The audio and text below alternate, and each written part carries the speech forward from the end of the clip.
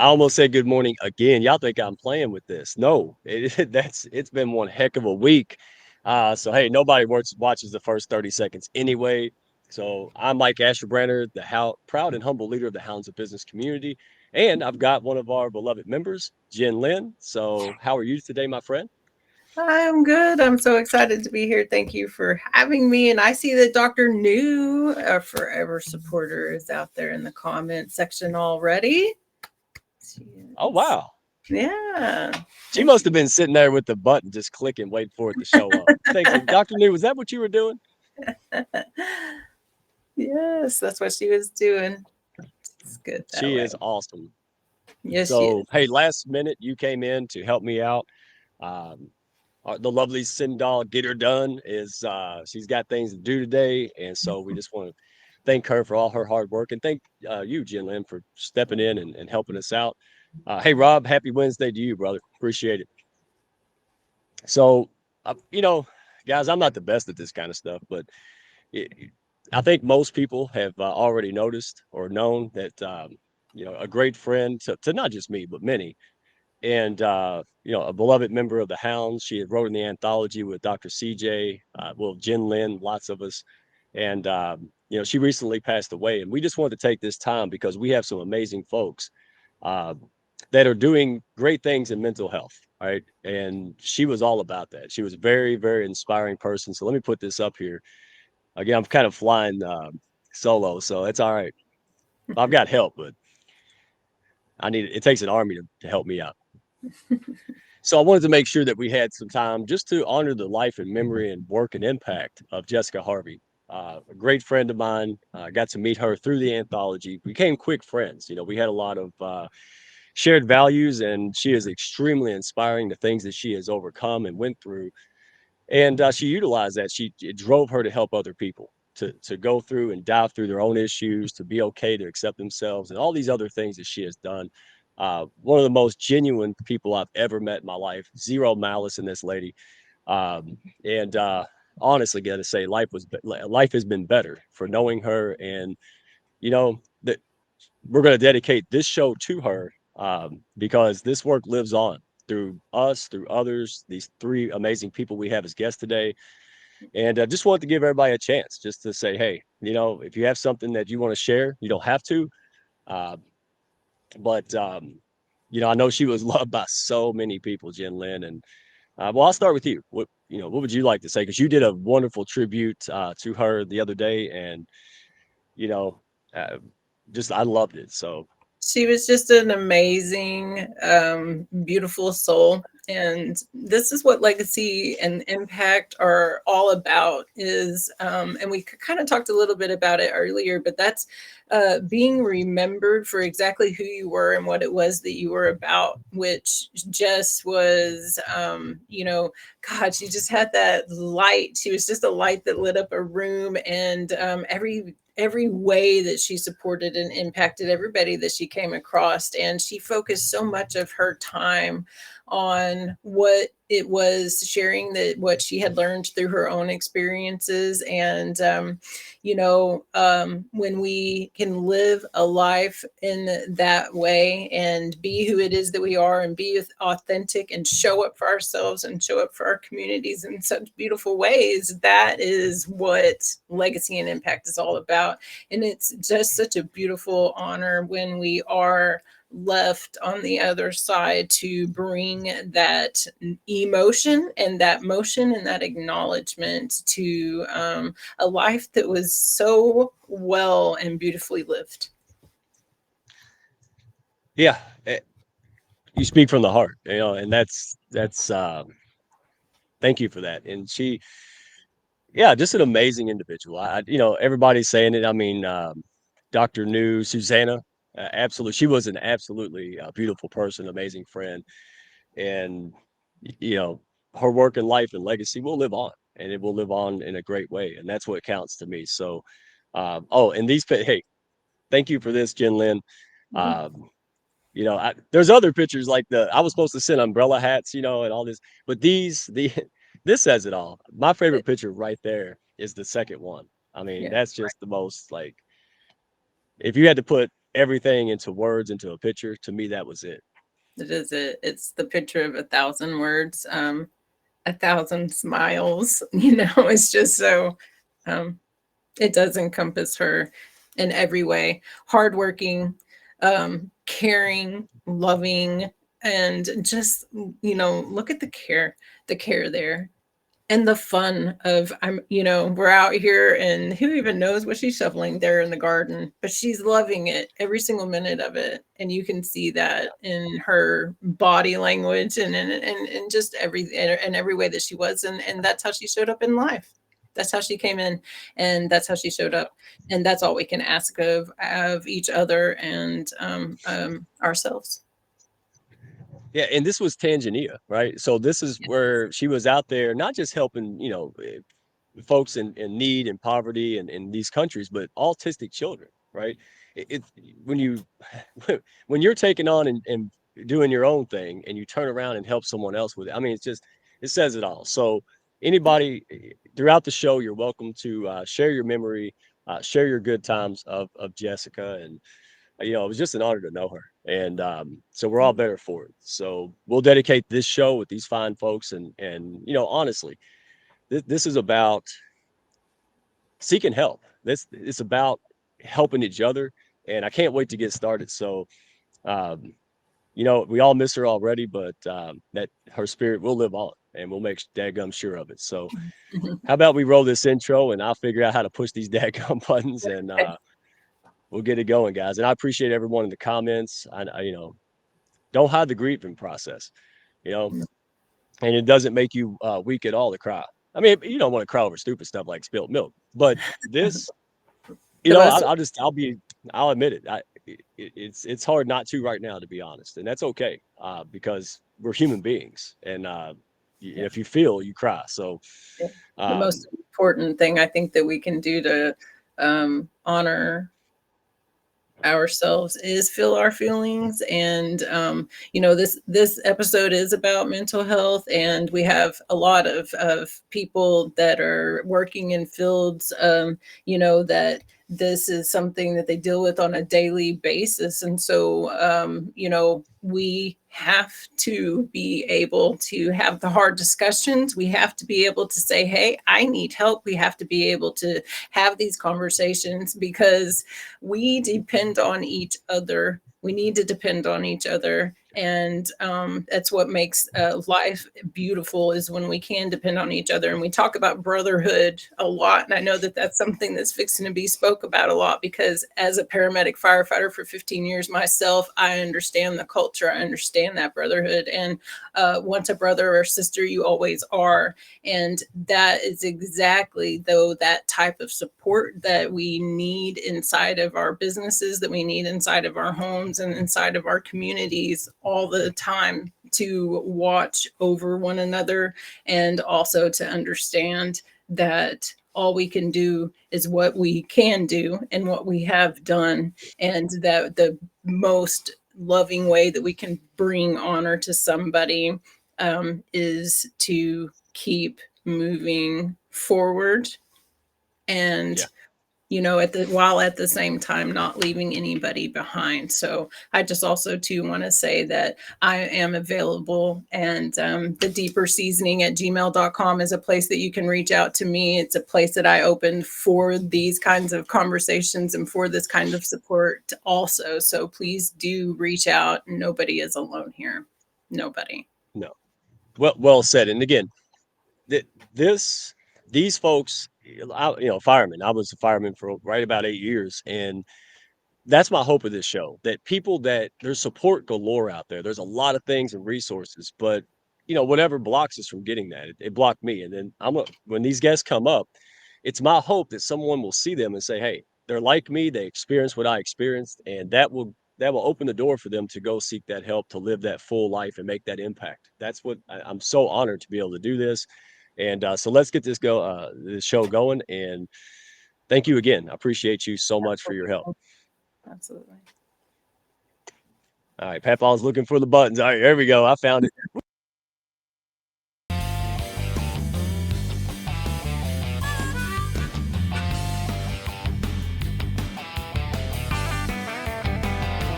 Are you looking to grow your network and your net worth with other high-level, heart-centered professionals? Then grab a seat and your favorite beverage and join Mike Asherbranner, the Redneck Connector. It's time for the Hounds of Business Community Happy Hour.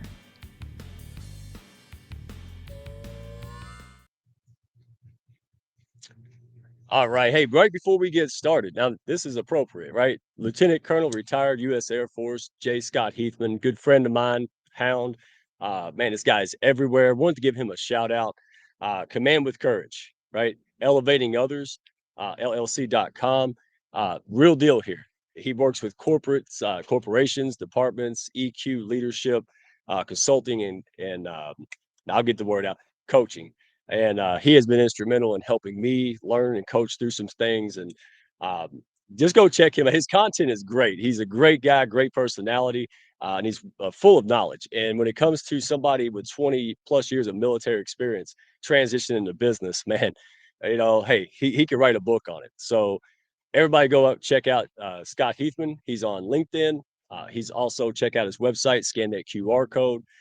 If you want to see it again, just put it in the comments. I'll put it in there. But it's J. Scott Heathman. Love having you in the pack, my friend, and keep doing great things. And I have to get another shout out to this. We did a show with Mike King Biz on ESPN Radio. It comes out on Tuesdays on live stream at 2 p.m. Eastern. And Rochelle Proser, I'll mess her name up, and it's the easiest one. That's what I do. It's my trademark. Uh, but she is amazing. Orchid Healthcare Solutions. She is not just an oncology RN. Her family, right? And she talks about this openly. Her family, her daughter, and it has drove her to really lead in cancer research and help pull the medical community. And it's done amazing, amazing things. You wouldn't believe the amount of support and organizations and that just flock to this. This has been life changing, and it's just getting better. So everyone, go scan that QR code. Check out Rochelle Proser, and we will get that out there. And check out my post. I'll post about these things so you guys can keep up with them. But just amazing things going inside the Hounds and just the friends of the Hounds, and we're blessed beyond measure. So hey, before I get going, all right, cheap infomercial time. If you're a stray out there, hey, no more strays. All right, welcome home. All right, heart-centered, high-level professionals getting things done through reciprocity, man. That's what we're all about. So, without further ado, we're just gonna bring everybody up as soon as I find the button. And here we go. Just let them all in like cattle. Just everybody move when you come in. Move. Come on, have fun. Move. All right. Wait, there's Shawn. He's so quiet. I was gonna leave Shawn just sitting back there. I've never been accused of that. There we go. All right. Caffeinated. So before we get started, we got our own little superhero right here, our business Santa Claus. I'm gonna call her today, Mrs. Claus, Barbara Hazelden. And let me give my spiel first. So everybody reads this shameless plug and all these articles and things that we spotlight amazing people and share them with the LinkedIn community, right? And I love it when people, oh, well, you did a great job writing that. Now, come on now. Y'all know I didn't write that. Right. I'm like Dr. X, right? Hey, that's my superpower right here. So Barbara, after you saw the Corsa Racing show with me and come on now, you saw the show with Chasen Forehand. Sorry, Chasen. I know he's watching. You jumped on it. You jumped on it. You said, hey, I want to help these guys support this and get this amazing mission out to other people. So thank you for that. Give me your 2 cents if I didn't spoil it for everybody. But you jumped on the opportunity to help these amazing folks. And I just wanted to give you that kudos because you didn't have to do that. And that just says everything about who you are as well as your incredible writing skills. Thank you, Mike. I really appreciate that. And just to give everybody an idea, first of all, I have tremendous respect for the Corsa racing guys and for veterans and first responders in general. And I'm also a former boater, a longtime boater. We have lived on 3 boats and cruised on 2 of them. And I have also tremendous respect for the ocean. And putting all that together, when I found out what these guys were doing, and I found out why they were doing it and how they wanted to start this nonprofit to benefit the veterans and first responders, I was just like, I have to help them. And we all have our talents, and mine is getting writing out there that has more impact. And so since the show, I've been doing some writing for these guys. The shameless plug this coming week, the next one coming, is going to be about them. I'm working on it now. And I've just made a commitment to do whatever I can to help them because they're doing such good work. And, you know, they're benefiting veterans, first responders, and those folks have tremendous mental health needs, ongoing needs. And this is what I can do to help. We all have our talents, and this is mine. And so this is what I want to help. And Blake, I'm really happy to meet you in person, even though we've been chatting on LinkedIn for a while. Same here. So great meeting you. You're the best. Thank you. So I'm excited about this. I can't wait to see where it goes. And these guys are going to be doing really big things. And I'm really glad that I can be a part of it. Absolutely. Hey, and you know me, that, you know, you did that. You didn't want any publicity for that. You just did that because you saw goodness and you wanted to help them and you could. Dadgummit, that's what we're all about. So, but you know me, I'm not going to let that slide. I'm going to pop you out here and let everybody know. So you have, what, 40 years of experience. You've wrote and worked with the best of the best. And anybody who needs copywriting or when AI puts out some kind of crappiness, you can edit that, right, and make it actually work. So, but you know me, any last thing? I'm going to pop you out here and let everybody know. Yeah, and the last thing you said is true. I mean, we're all familiar with what AI spits out these days, and I can humanize it. I can make it look like a human wrote it, put a voice to it, a business voice, conversational, whatever it might be. So that's a specialty that I've just recently developed, and I'm open if anybody has any projects for that. Mike, I'm going to send this back to you because it's really important what you're talking about tonight. Thank you. Hey, I appreciate you, who you are, and love having you in the house. Absolutely. All right. Well, let me click the right button. Do me a favor. So we just had that. We had Blake on. So let's see. We'll go to Jami Raishbrook. See, did I do it right? Ah, nice job. Ah, man, even a blind squirrel catch a nut every now and then. We can train them right? all. No. Told you we could do it all. Yes, ma'am. Hey, tell the folks, just give them a little bit of your history, background. Everybody wants to know what I do. Yeah, tell us. That's exactly it. I help them find a purpose. No, and how'd that come about? Fluke, straight out. That's fluke. I've been out over 22 years now. And I had a purpose. Like I knew exactly what I wanted to do. I went into the military knowing exactly what I wanted to do and signed papers doing it. What I did not plan for was a medical. Like most of us go in with our head held high, knowing we're going to go get them and do our thing and, get some. We're full of piss of vinegar, right? But what we don't plan for is a medical coming out. We don't go in.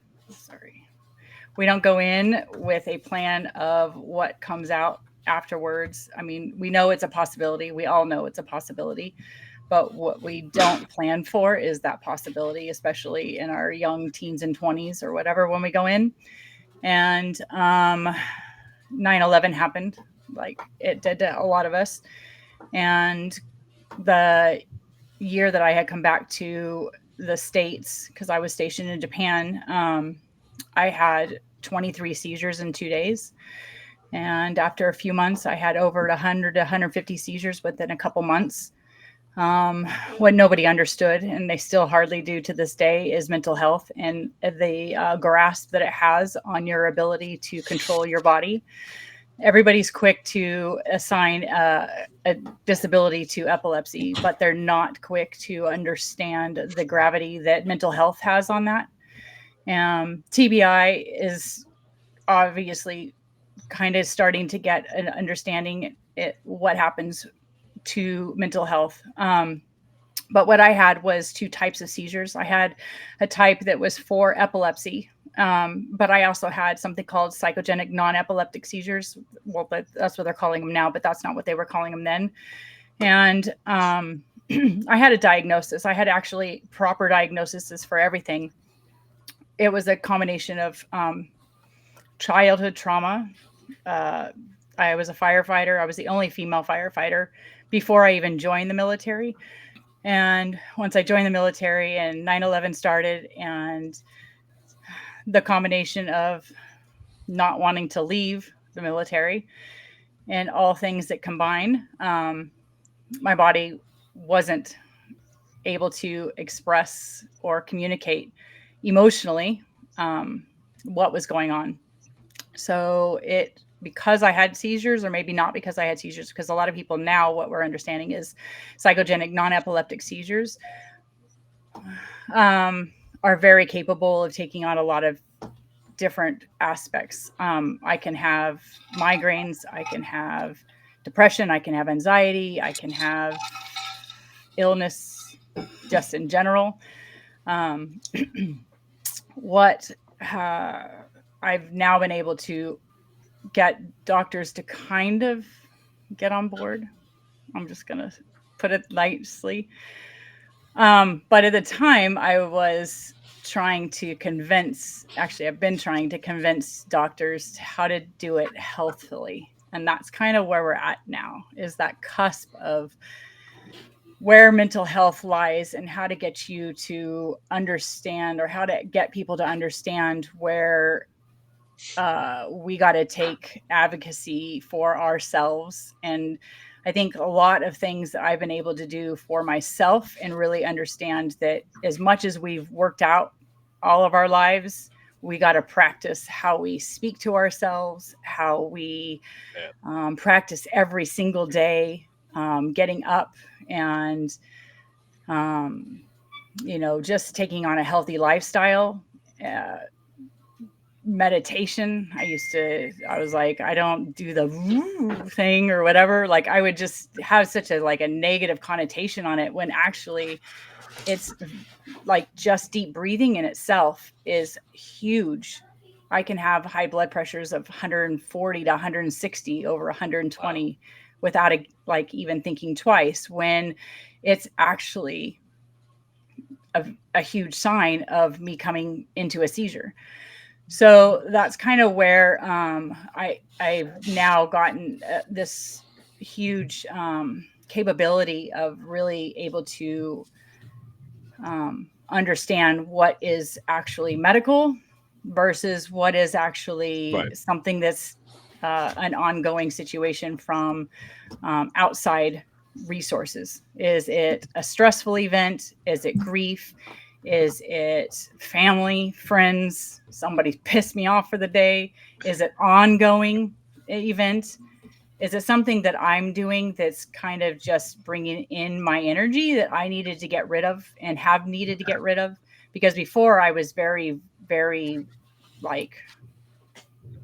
volatile. That's just, I don't know how to say that nicely. But now I've really been able to filter out a majority of that. And where I've realized some of it is just our non-capable, we just, a lot of us didn't have or not having an awareness, and then needing to have that awareness and really helping veterans bring in that vocabulary. And then once you have the vocabulary and you're able to, what is it that we're doing? You got to work it out. You got to work it out all day, every day. Right. So that's kind of in my aha. Then it comes to the VA. And that's another. And we're going to get to that. I wanted, first of all, your vulnerability, you saying that. I mean, we're human beings. We could be tough all day long. I mean, you're the toughest people I know on this panel. But that doesn't mean you're immune to being a human being, right? And I mean, I thought I was okay, and then I saw my first, tragedy, and it affects you. I don't care who you are. So your vulnerability, you being, and you have a fan club. Did y'all see that? Man, it's this is all these people in here, just wow, they just think the world of you. And I think that says it all, because your vulnerability, and you use that to help other people. And man, and that's what ties us all together here. So I appreciate that. Blake, do us a favor, buddy. Let us know, if people didn't catch the last show that we did 2 weeks ago, your journey, right? What led you to the military, your experience in that, special forces, and then outside of that, kind of where you are today, my friend. Yeah, for sure. Thanks for having me on, Mike. I was raised in South Florida, and then went to West Point on a lacrosse scholarship. I was super passionate about serving and leading our nation's most valuable resource, its sons and daughters, and thought that there's no higher calling. And I still think there's no higher calling than that. I think it's a wonderful way to spend your youth. I was an infantry officer in the 82nd Airborne Division out of North Carolina. And then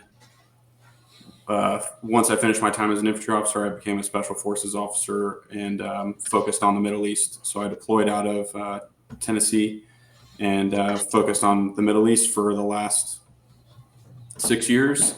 Recently got out in October, and me and some other special operations guys founded a nonprofit to help veterans and first responders transition to the civilian life, but also to get the help that they need and to encourage them to be like Jami is, vulnerable and authentic and very real about what they're dealing with in their lives.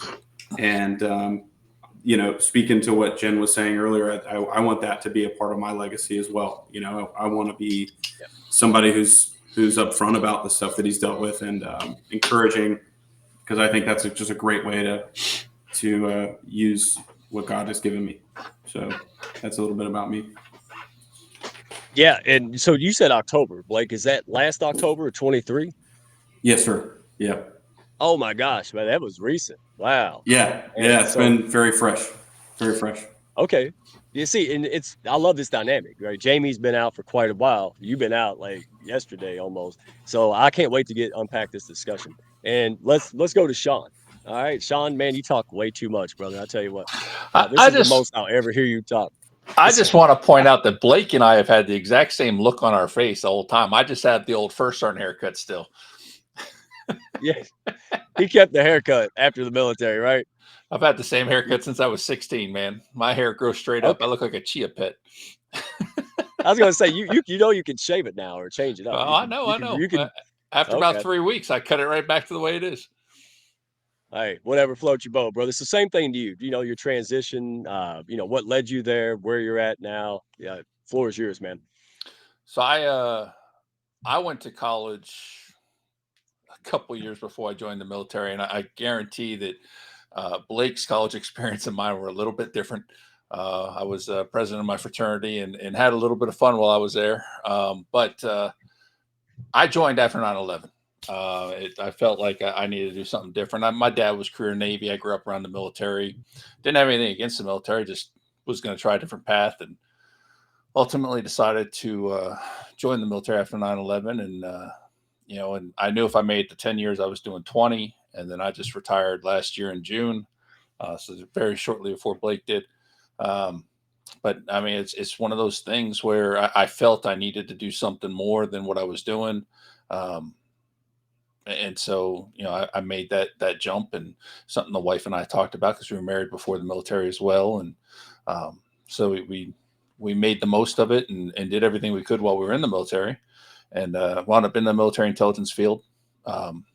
Really went that way because, I thought I was going to be Jason Bourne or something like that, but that's not what you do as an intel analyst. You get to do security clearances and arms room inspections when you're back at home, and then you get to do real intel when you're deployed. So, but either way, I had a great time doing my job and trying to provide that intelligence that would help the warfighter on the ground. And just all in all, there's so much you learned from the military that I even apply to today.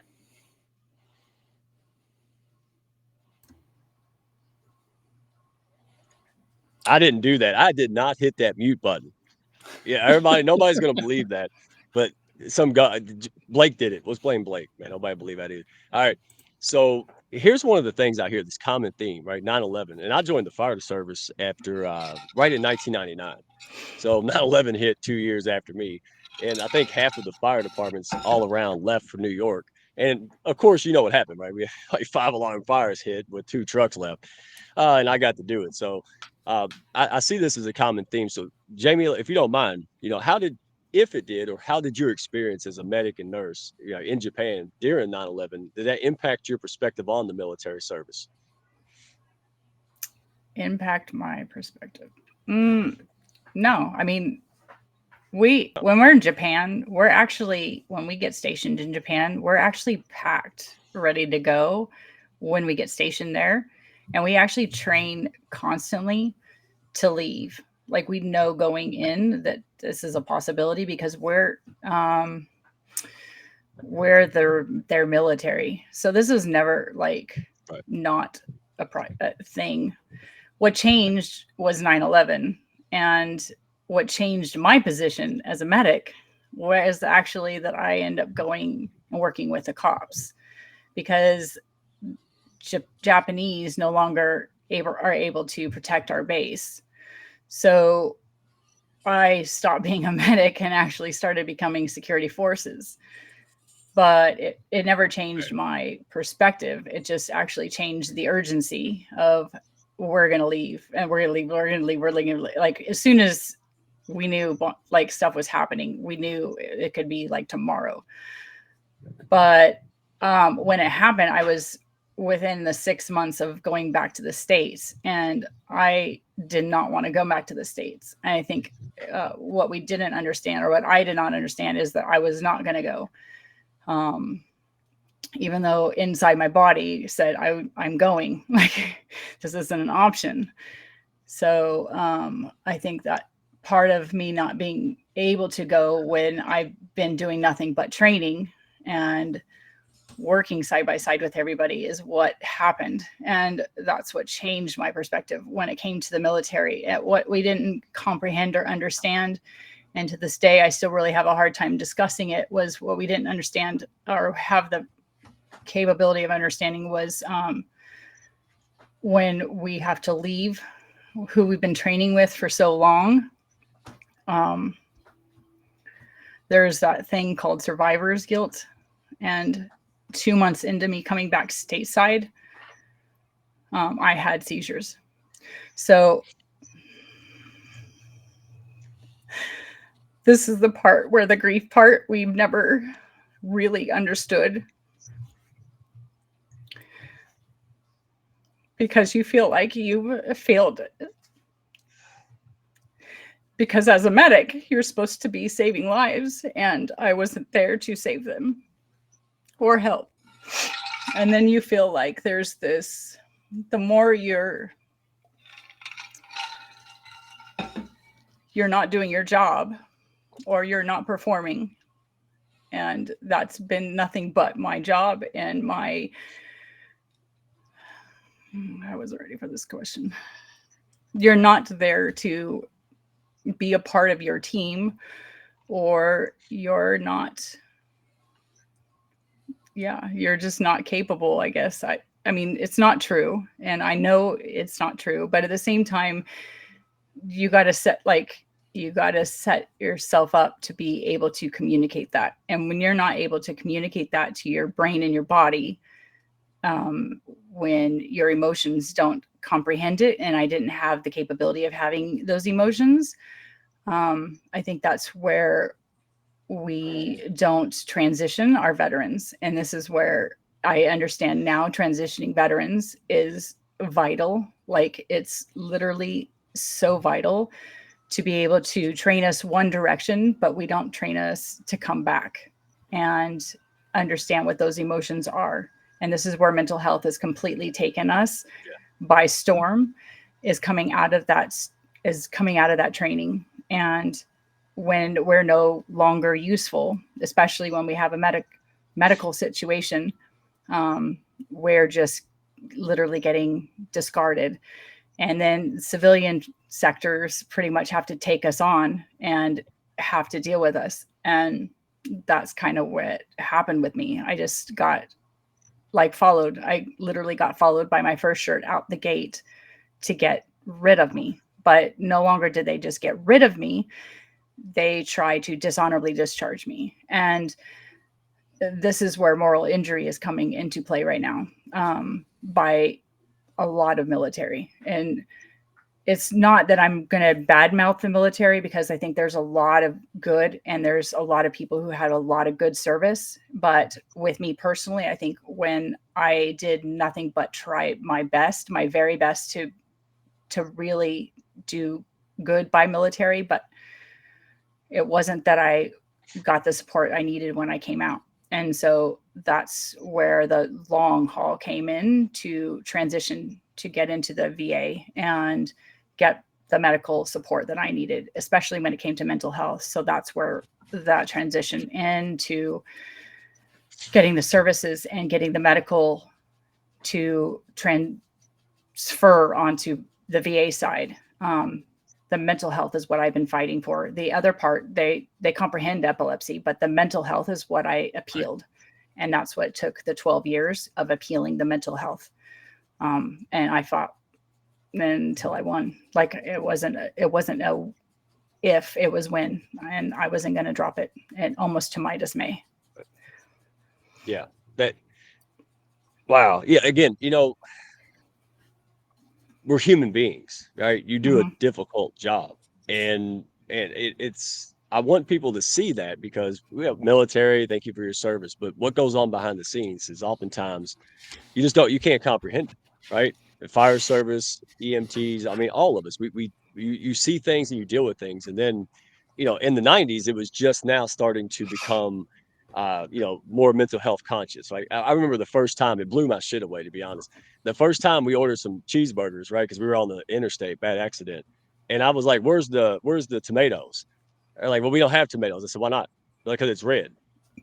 And and they're like, well, because it might disturb other people. And I was like, what is going on? And that was kind of the first time I noticed that there was an actual incident, like an intentional push to understand, like people had problems, like, what we see on a daily basis. Like you talked about, being able to help people, and sometimes we weren't. I mean, I've had that experience as well, right? You're going to save somebody or to help someone and you're not able to.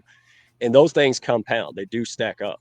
And then when you, the rescuer, or you, the soldier, or whatever, when you need help, there's not a whole lot there. Or we have this stigma that you're not tough enough or whatever. And so, it's not as much as what you're saying, but the emotion behind it. I want people to resonate that this is a serious issue, especially for folks that served our country. And now they come out and they have to pretty much oftentimes find their own resources.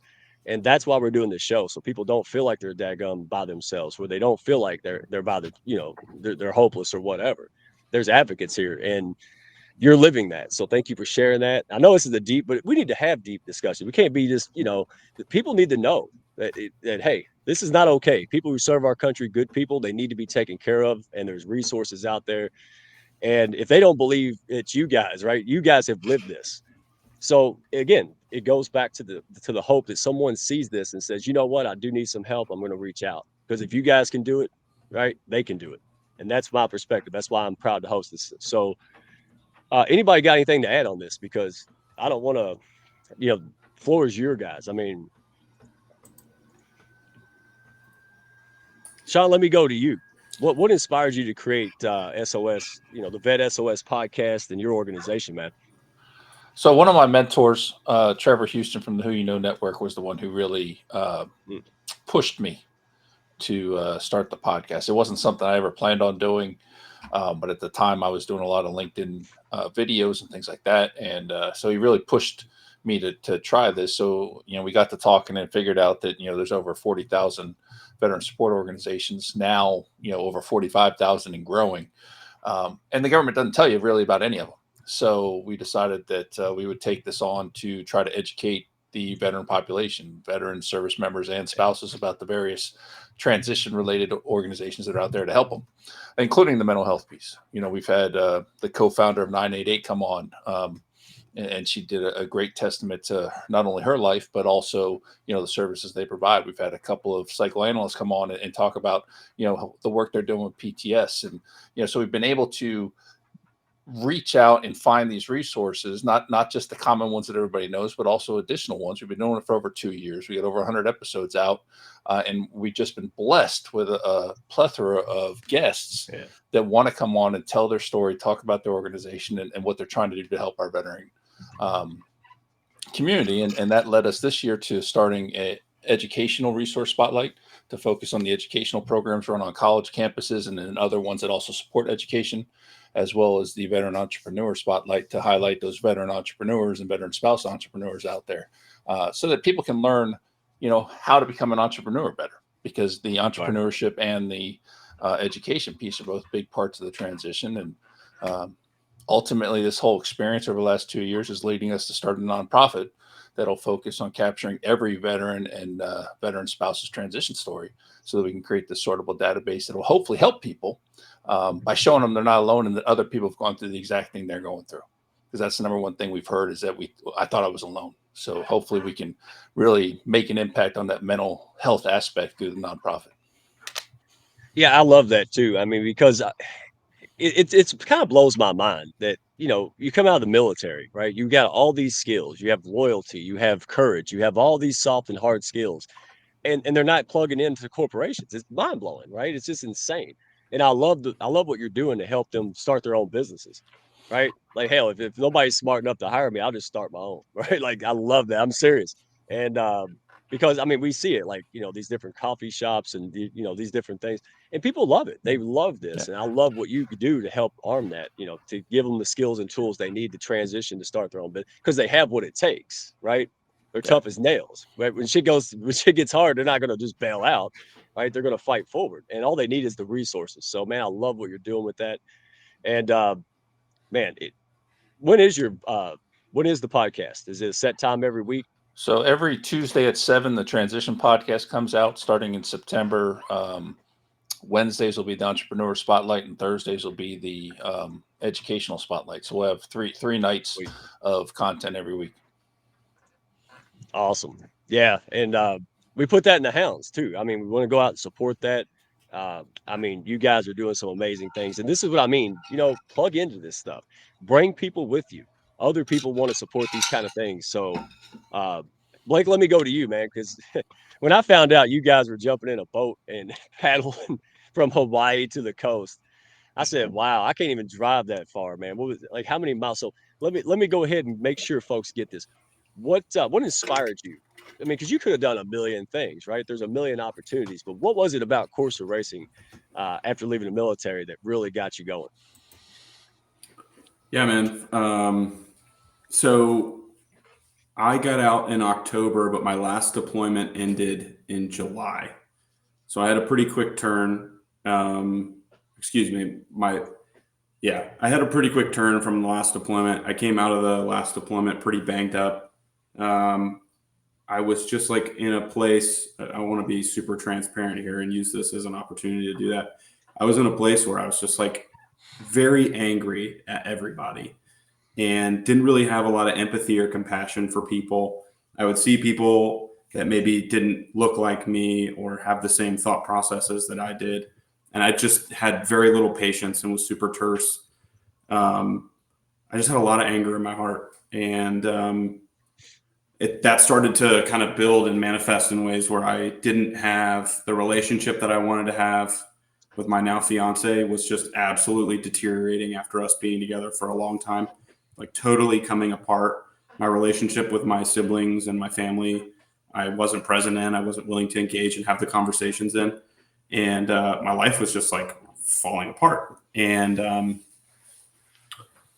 I ended up getting some help in the form of group therapy, which I'm a huge advocate and proponent for.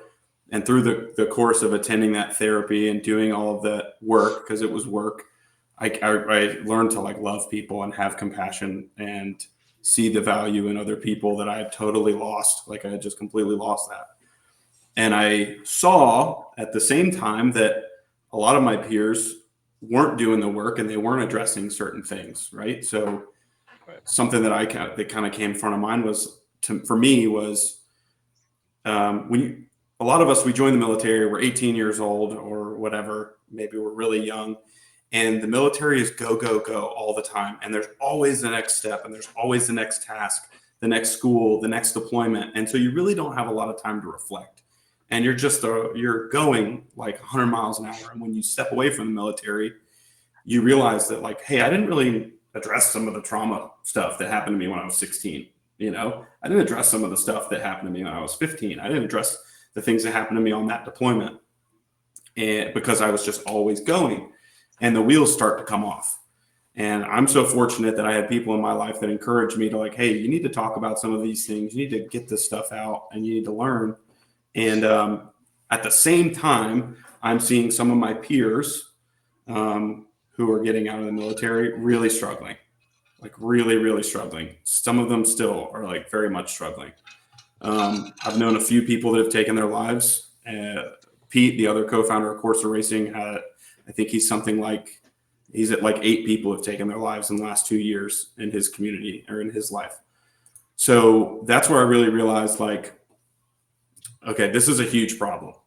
And what I wanted to do was essentially do something that was a little more high touch. And I wanted to find and cultivate a community of people that are like really authentic and can be really real about what they're dealing with. And that's what we've done with Corsair. So Corsair is an ocean rowing expedition nonprofit. We put veterans on boats in small teams. And there's a lot of the things that come over from being in the military or being a first responder. You have to do a lot of planning. You need to be physically fit. You need to be sharp. You need to be able to communicate really well in order to do this what could be a really high risk expedition. And so we've taken that and we're hoping to grow into the future where we do a lot of expeditions with veterans and, do 6 to 12 expeditions a year. And we use that veterans expedition to raise money for other nonprofits. In 2025, me and a team of 3 veterans are going to row from Monterey, California on a 32-foot boat from Monterey, California to Hawaii. It'll take approximately 35 days and it'll be 2,800 miles straight line distance. So that we're really using that expedition, which is a longer expedition, obviously, to get that out there and to encourage people to what we're saying, row your ocean, right? Like address the things that you maybe don't want to address. Things like a parent passing away, right? That has massive implications that can trickle down through the rest of your life if you don't get the help you need and address that thing. Or, different forms of abuse or combat related trauma, all of those things. You have to do real work to get through that. And the only way to do it is to go and get in counseling. We just want to be advocates for that and talk about the different things that are available to veterans within the VA and point them to some great resources that are out there. Absolutely, man. Are you an avid rower? I cut out a little bit, so you may have answered this, but is that something you did a long time or back in the day, or was it just an awesome challenge? You're like, yeah, that's our thing.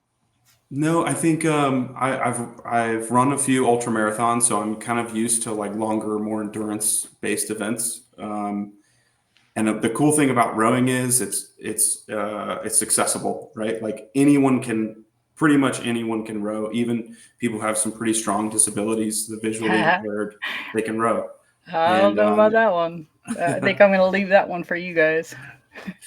But yeah, no, I was a lacrosse player and a boxer in college, and I think that the other thing that was really appealing to us with this is once you have the equipment, the ocean is free, and so as a nonprofit, we don't have to carry a large operating budget because we can just put guys, take guys to a boat ramp and put them on the water and make sure they're safe. Yeah. But this blows me away real quick because we're going to get Shawn on. Shawn, you going to get on this or no? Are you going to do it next year? You going to do it next time? Yeah. I actually will. I'm going to chime into what you said, Blake, on the part where you get to unravel more than it's just the military. Because the fact of the matter is, like, I had childhood trauma since like I was 4, and I lost my father. He drowned like at 4 years old, and I never dealt with that grief. And I had trauma on top of trauma from childhood abuse and ongoing, right? So the fact of the matter is I just never dealt with any of the trauma and grief all the way into why I chose firefighting as the only female and then going into the military, just because I didn't have the emotion or the capability of like not being emotional. I was just really good at just not dealing, right? So by the time we get into these careers, we're like good to go. And I didn't have that support system coming out. Like a lot of people do have supports, but coming out, I was literally on my own. So a lot of people sit there and say, didn't you have anybody to help? No, I literally moved to LA by myself because I knew one of the major VAs were here, and because I was a medic, I knew what I needed as far as medical support, but I didn't have a single person here helping me, right? So I think what we don't understand sometimes is like some people have that support or that inner push, and some people literally are by themselves having to get that help or trying to navigate a system in the VA. But if the VA doesn't have that understanding or resource, or if they're in the system asking for that help and they don't get the help, then what? Like, where are they left as far as getting that help through the VA? I just happen to be that stubborn to say this isn't right medically, right? Like if I didn't understand medically that this wasn't how I was supposed to be doing or feeling, to sit there and keep pushing the envelope. Okay, well, if I wasn't getting the answer from you, then I'm going to go find another doctor. Or if I didn't get the answer from that doctor, I would go to the director to get out of the VA. And if I didn't get the director to get on board, okay, well, I'm going to Congress. Okay, Congress, I need to get out of the VA to go get a surgery or another surgery, and keep pushing and keep pushing. But a lot of veterans, quite honestly, especially when it gets to the point of like they're not getting that continuity of care, or they didn't get the answer, and especially when it comes to mental health, because I already knew I needed to get mental health to get treated properly, but they're not getting the proper help. And this is where now I'm coming into a lot of veterans getting like into the VA, but they're not getting that continuity of care between doctor on top of doctor. And they don't understand that like they have the capability. They just need to find that inner military person. They got to find that voice again.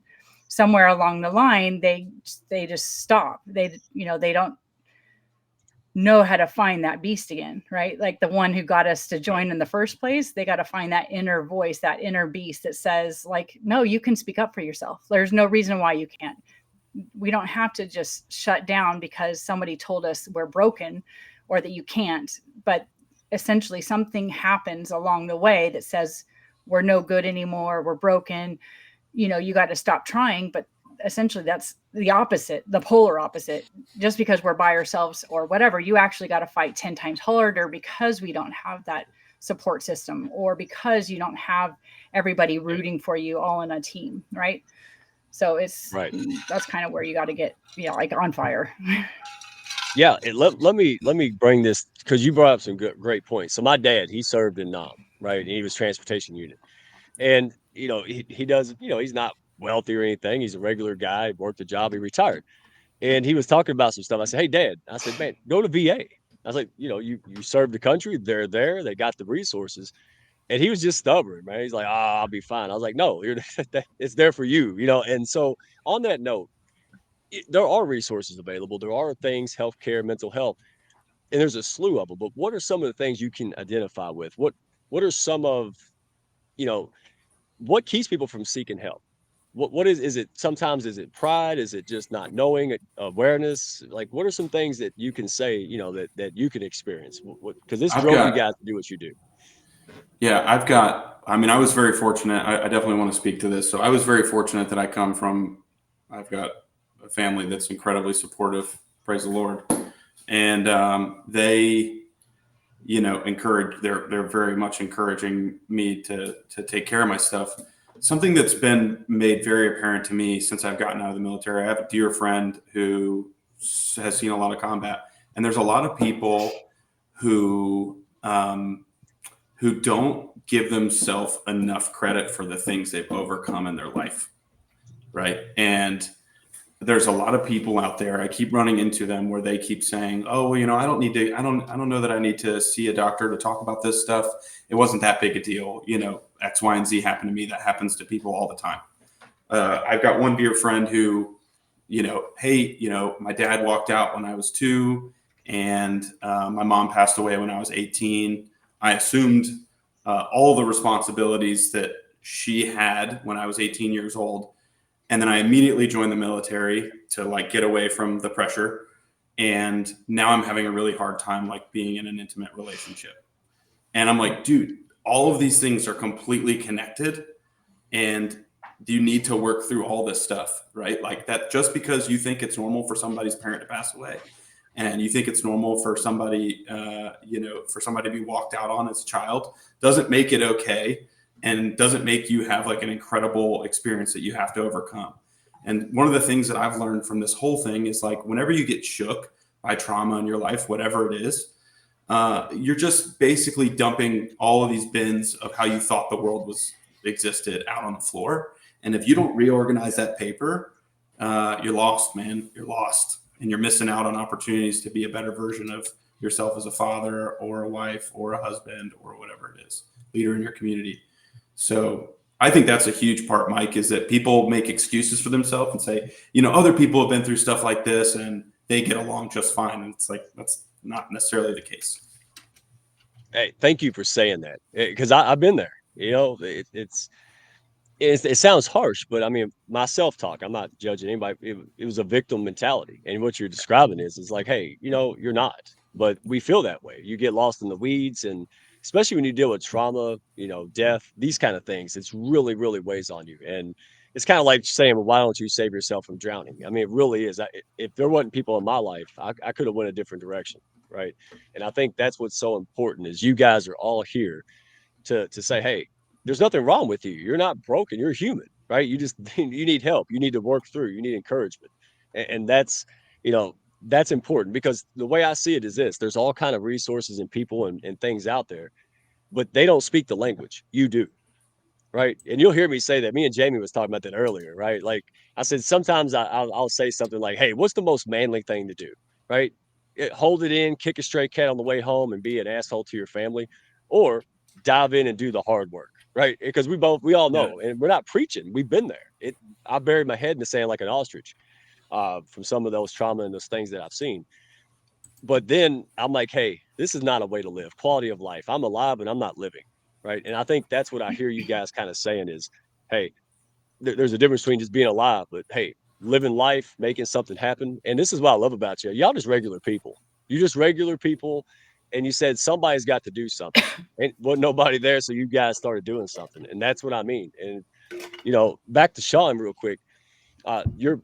How do somebody get involved? Like, how do you find your guests, right? How do you plug people in? Like, if somebody right now wants to join and kind of get involved with you, the podcast, the community, you know, is it word of mouth? I mean, tell us a little bit about that community that you've got going on, buddy.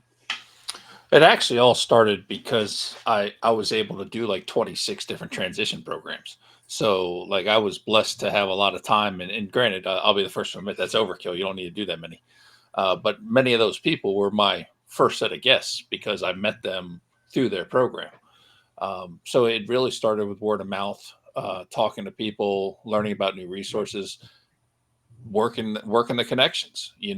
I learn about a new organization, I reach out to them. And I try to get to the person that can come on a podcast, whether that be the CEO or a publicist or whoever that could be. And I build that relationship, and I try to, get them to come on the show. And it's right. Been the same way with the entrepreneurs and the educators. It's, reach out to them, try to make some sort of connection, and then, learn about what they're doing. Now, the one thing I do try to do is talk to every single guest before I book them.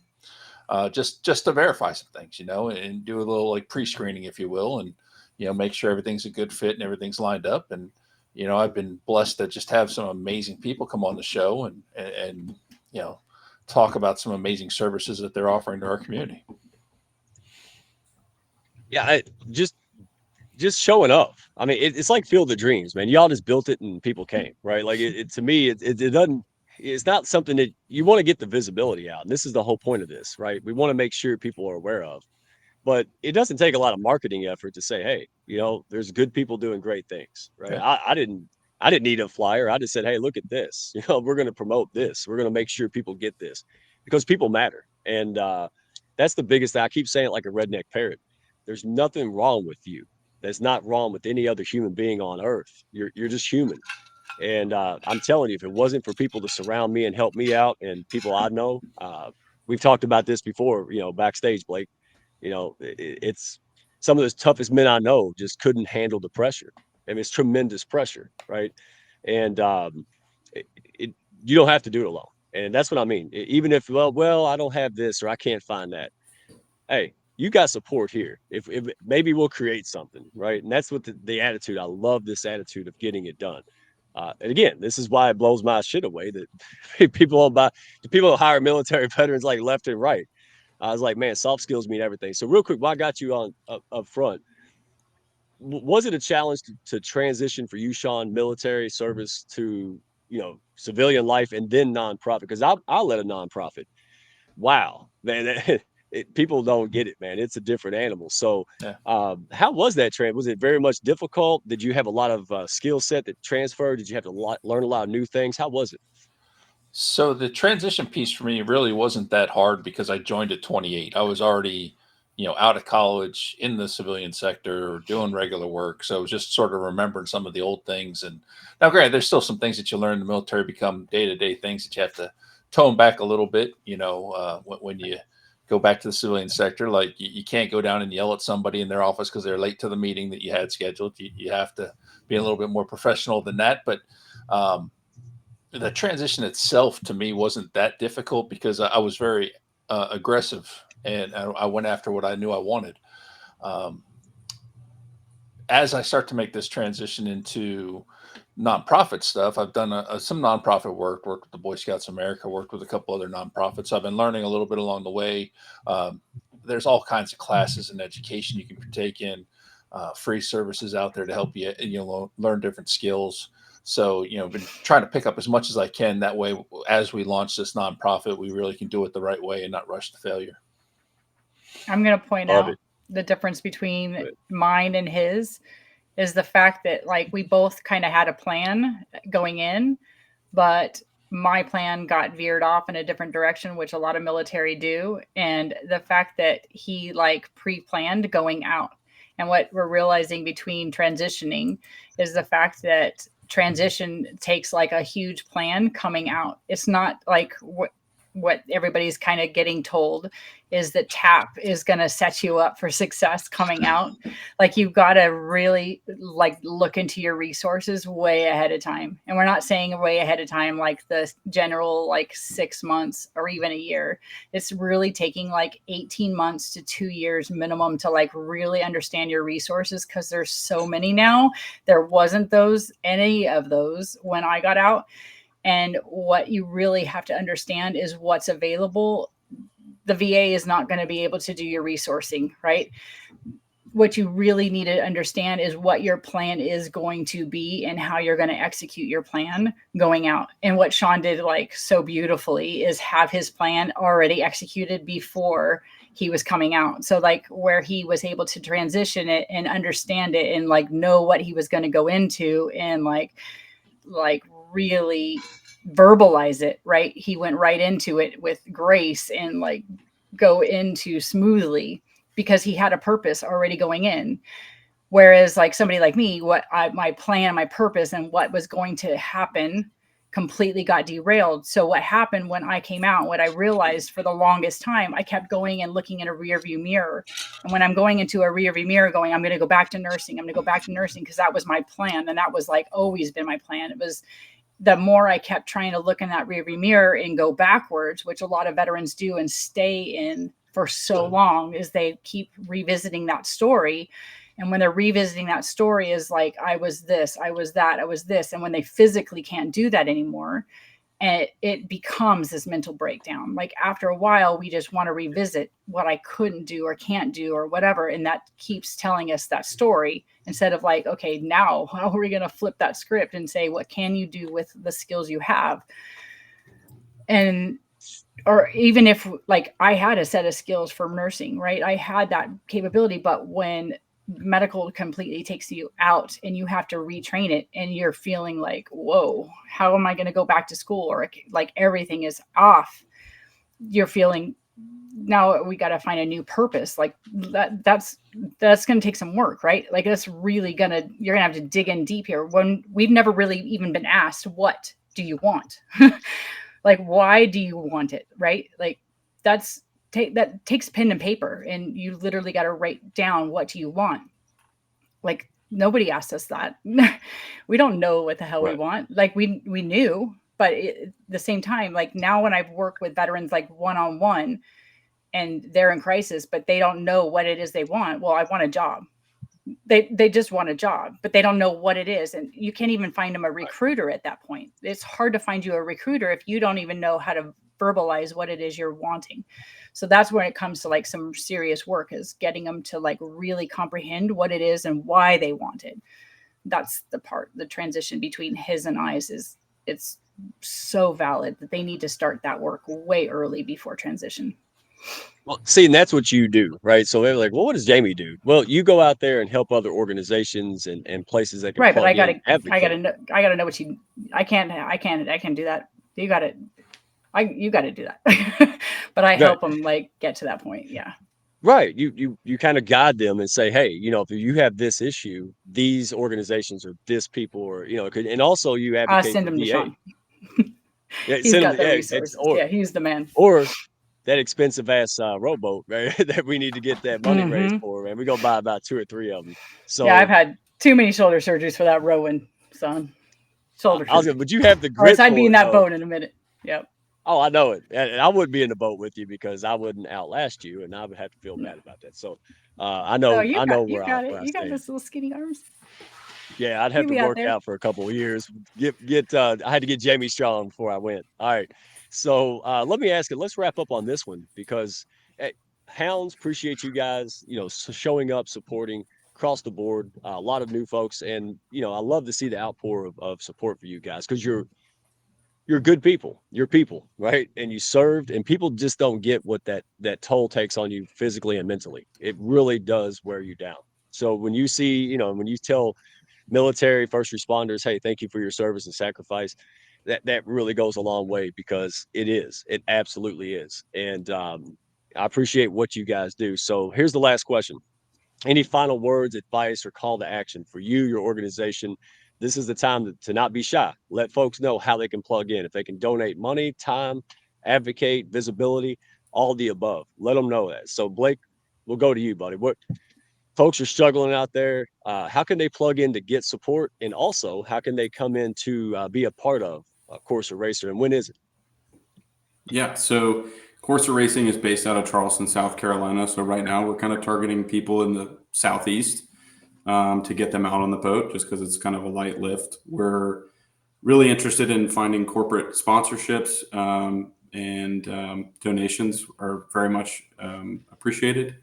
One thing I did want to highlight, and kind of like as a going out, is if you know anybody that just needs to be encouraged, needs someone to talk to and brainstorm with, anyone on our team is like would be really passionate about getting on a call and just and offering words of encouragement, because I think so many veterans, just need that. They need to be, for lack of a better term, they just need to be loved on, especially in that period of transition.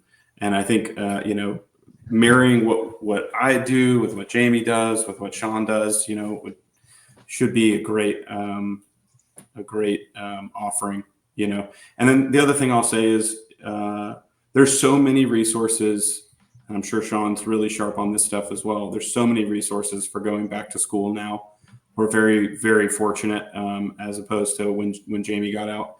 Yep. That is a wonderful buffer time for young veterans who have the GI Bill. So it's an awesome opportunity, and it gives people a little bit of breathing room to figure out what their next steps are as they decompress from stepping away from uniform service. So please connect with us. We're on LinkedIn at corser.racing, and then our website. You can reach out to us on either of those.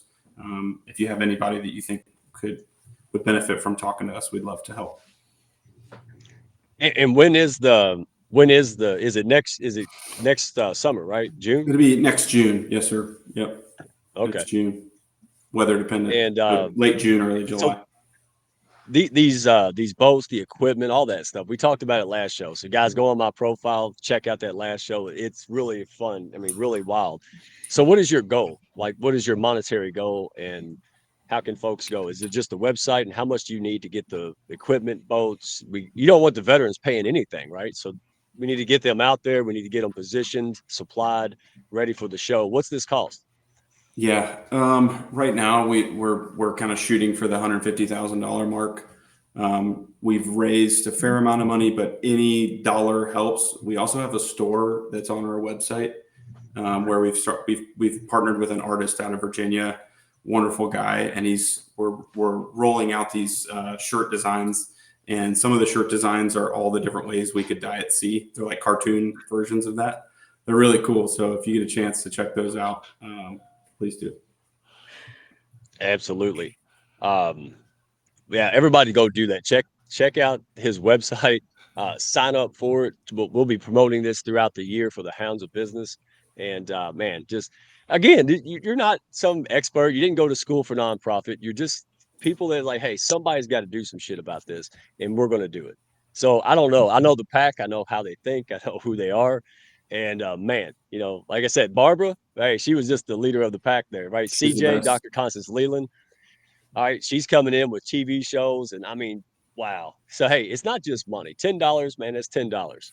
We get $10 times 1,000. Now we're getting somewhere, right? So open it up, right? Everybody's been impacted, even if you're not a military or a first responder. You know, mental health is mental health, and we're human beings, and we need to put each other first, whenever and however possible. So I love your heart, man. I love your openness. You're one of the toughest guys I know, but you're also one of the biggest hearts, man. I think, hey, you can be tough and have a big ass heart too, right? Like that describes all of you all. So appreciate you. Shawn, I'm going to show your website as well. Let folks know what you do, how they can plug in, and how they can support, right? Can they restream things, donate? I know folks are dying to find out, so don't be shy. Yeah, so I mean, I applaud Blake and Corsair Racing. I mean, there are a handful of outdoor veteran organizations that are doing great things, and that's quite a haul from the States to Hawaii. Good luck. I prefer the boat with the motor and the fishing poles. So I mean, I'll let Right you there. guys do that. And Me too, honestly. I Yeah, do bass applaud boat. you because it's so great when you see the veterans get out on the water and it's so therapeutic for them. So that's just really awesome. Yeah. So our website, vetsospodcast.com. Currently, we are going through a fundraising campaign to launch our nonprofit, trying to get some starting capital. Our goal right now is $25,000. We have a GoFundMe out there, so we're trying to raise some funds that way, so we can actually launch this properly. And then, of course, we'll be looking for further donations down the road as we bring on a staff and start to grow as a organization. But as far as what we do with Vet S.O.S, it's all about education. We don't claim to be experts. We're not experts. We're just out there talking to people so that you can go out there and you can hear about these different organizations and find the one that's best for you. Because every organization offers things that are similar. Everyone offers things that are different. Go on there, check them out. We're going to be adding some features so you can sort through the episodes a little easier. Look for certain types of things. But check them out and see if you can find that perfect thing for you, because transition truly has so many opportunities. It's up to you to figure out what works best for you and to really go after it. Man, well said. What you do is great, and again, you have a lot of support, a lot of allies, right? Go to the website, subscribe to YouTube channel, and check this out. Support the people, support all the folks on here. It's amazing. And then we'll close out with Jami, because sometimes somebody doesn't want to do things. They just don't have the courage, or whatever may be the case, to go and knock on a door or to show up at a podcast. They just need a friend, and that's how I kind of see what your role is, Jami. Right, and then you are connected with all these brilliant Oh, I'm guys your and friend. ladies and all these different organizations, and so just be a friend, right? So on that note, what is your best advice? And somebody out there struggling or not quite sure what to do, how can you help? How can they reach out? And what's your best advice for those people? Well, like Shawn's been doing, he's been familiarizing himself with organizations. I've kind of been doing the same thing. But I still keep I still have a medical to really still make sure that I homeschool my son too. So he's a three times of a job, but I'm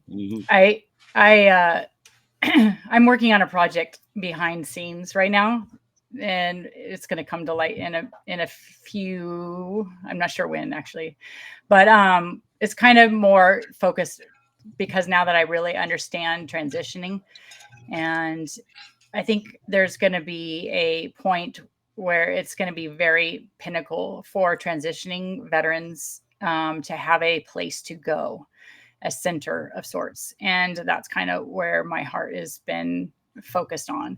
So I'm working with somebody who's got a documentary,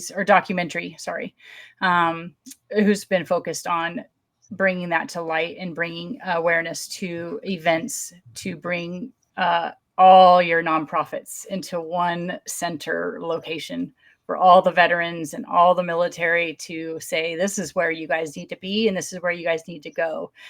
And so that is kind of where I'm really kind of pumped and excited about, because I was like, finally, we got something here so that we can point them in a direction and get them to a resource center of sorts.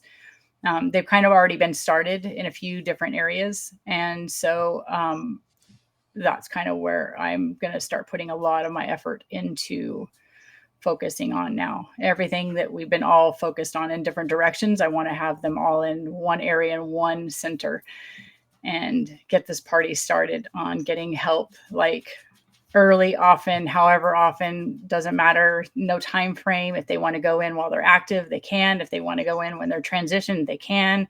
If they want to go whenever, however. And it's not going to take a lot to get these centers started because they're already up and running. It's a matter of getting the government on board and getting their money and writing their checks. So that's where I kind of really focus on getting these documentaries started so they can get the events with their government funds. So that's kind of where I'm at right now, and that's how I'm kind of getting excited about it. I'm just telling you, it's going to be hot because that's where all your guys' nonprofits can kind of be funneled right into all of them and get the funds properly. You've been back there like a mad scientist. Now everybody knows why. Like, she has been laser focused, like what, 15-hour days. I answer the phone and she's like, I'm focusing. And now I know what it is. Well, I just do a lot of Zooming, but I mean, I do mentoring is if somebody's in crisis, I'm not messing around with them. Like, I've been working with people like one-on-one just because that's my priority. Like, if I have somebody that needs help, everything stops. It will always be priority over everything else. So anybody who needs help, the same with what Blake said, we're gonna drop everything because there's just not enough resources right now. That's just all there is to it. So we're gonna get you help. And I've had people say that they think that they're gonna get charged for VA, or VA is gonna charge them if they use go to emergency room. That absolutely is not true. You're not going to be charged if you go to emergency room, urgent care, whatever. If a veteran thinks that they need help at any point, you go to emergency room. If you had a broken foot, you would go. Right. So if you have a broken head, you go to emergency room at any point in time. So don't think twice. You go get seen. And it's a crisis. It's an emergency. Yeah. So I can't stress that. I just absolutely cannot stress that enough. And don't assume, right? Assumption is the mother of all mess ups. Don't be your doctor. Shawn, let the doctors Shawn be was your like, doctors. Exactly. But here's what I want to call out for you guys, man. First of all, your heart, everything you do, it resonates. People in the comments, folks that will see this later on YouTube, we get it. We appreciate your service and sacrifice. And now you're in chapter 2. You're serving others and doing this. And here's my call to you. Who helps the ones helping others? So my call to the hounds and the viewers out there watching, support these people. Support Shawn, support Blake, support Jami. How? Hey, repost things on social media. Give them encouragement in the comments and messages, right? Introduce them to folks that could be a good fit for them, their organization. You see somebody struggling, make an introduction, right? Go back to kindergarten class, right? Say, I just want to meet a guy. Don't say why. Hey, he's got a great cause going on, right? Simple little moves like that can create such a forest fire positivity and mental health really changes in this. So my advice is right now. You never know. Again, we just kind of went through this experience personally, and that's where my heart is. So I know this has been a really, serious conversation, but dadgummit, we have to have it because people's lives are on the line and quality of life is on the line. And what you guys are doing from the ground up is tremendous to me. I respect you like no other. And as you can tell, the hounds, the friends of the hounds, and pretty soon just everybody's going to want to pour in and help you guys. So if just one person benefits from this, it was all worth it to me. But I know it's going to be many, many more. So appreciate your service today, in the previous service. folks, hey, hounds in the comments. Appreciate you. Love you guys. Next week, we'll have the great Christine Bell on. And oh, real quick, I forgot. Did you see this comment? Come on, April. I thought we were friends. All right. So we might have to, hey, Blake, we might have to be crazy enough to do a Hounds of Business fundraiser. So if we raise enough money, Mr. Skinny Arms here is going to have to do it, man. I don't know. We'll have to work out the details. Go in the courser? Oh, yeah. Yeah. As Yeah, long as I'll get you on the boat. We'll do like a good solid 8 hours, just a smoker. It'll be awesome. Oh, hell. Dude, oh, no, I don't know, man. I can see it now. You'll raise No, you $500,000 crush it. just- You crush it. I'm short. I'm a short guy. Tall guys crush. As long as I'm not rolling with Jami, I'm okay. I know she's going to destroy There's no me. way I'd hang. And by the way, what is this, like a 55-day roll? I mean, this is real stuff. It'll be 35. Shit, Oh, still no problem. 35. A month. You're good to go, dude.